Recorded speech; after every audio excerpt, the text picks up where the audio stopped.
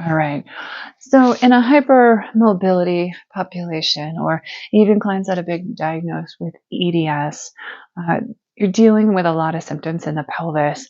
And by the nature of it, hypermobility, and these clients feel they're having weakness and they end up trying to do kegels or tightening to try to support perhaps prolapse or urinary leaking in this population, and normally end up worsening the symptoms or creating pain. So, despite having hypermobility, a lot of times the pelvic floor is really tensioned and feeling spasmed and tight.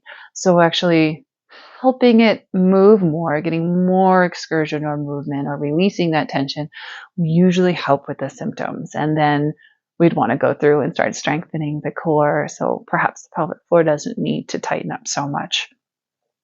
Absolutely, you want to make an appointment. We want to teach you how to self-eval and how to treat pelvic floor muscle tension, because manual therapy, even performed by yourself, can be very effective.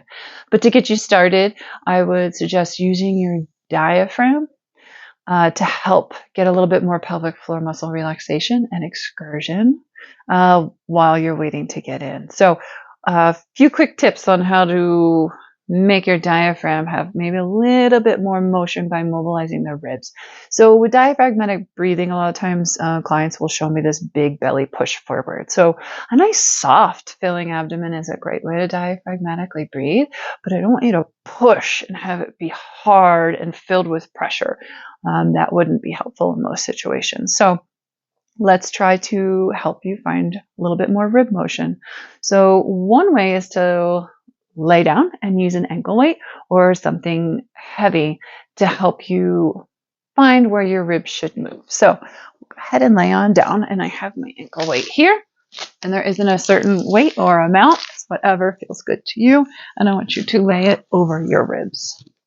And as you deep breathe, I would like you to try to help raise the ribs and the ankle weight towards the ceiling. And then exhale and let it slowly lower. So breathe in and lower. Right now, I'm using my right rib cage.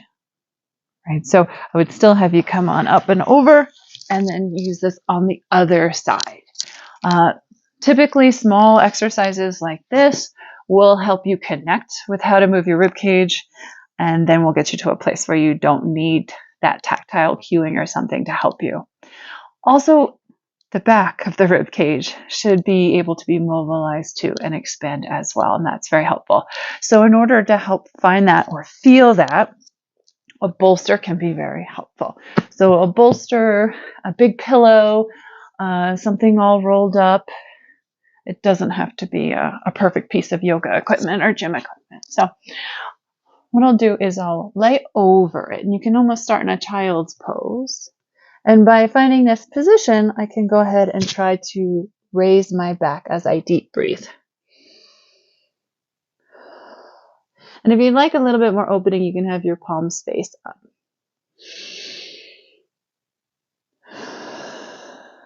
So nice deep breaths. So there's more ways to work on this if you're struggling even with these tips. So go ahead and make an appointment or talk to us, and we'd love to help you out. But hypermobility doesn't usually mean the pelvic floor is hypermobile. In most cases, it's tension, and you'll feel a lot better if we get it moving.